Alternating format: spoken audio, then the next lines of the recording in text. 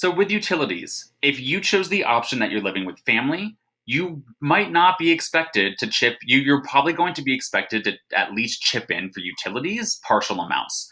So if you guys chose to live at home in the monthly rent option, then you need to make up your own numbers for how much you would be expected to chip in for all 5 of these things. You might not have to do the full cost, but usually people that you live with want you to chip in.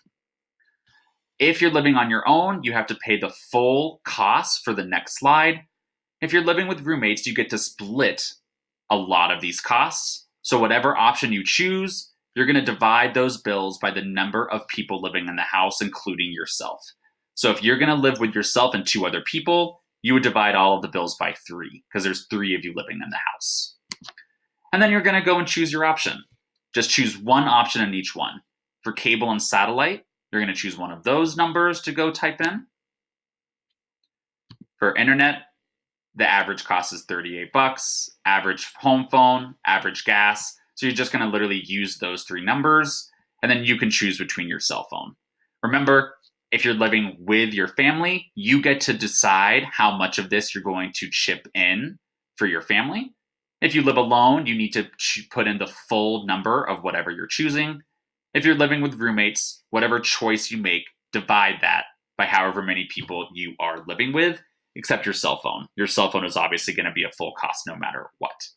And then you guys will be done with your cost of living. So I'm going to say that for cable, I don't care about cable because I do streaming. So I'm going to say 0 for cable. For internet, I'm going to put in that average cost of $38. For home phone, I'm going to put in that average cost of $20 since I'm living alone. I have to do the full cost. Mobile phone, I want unlimited data, so I'm going to put in $75. Electricity or gas, average cost is $163. Remember, if you're living with roommates, you get to divide these numbers by however many people you're living with, and that's what you type in instead. And then boom, it's going to give us our total cost of living automatically.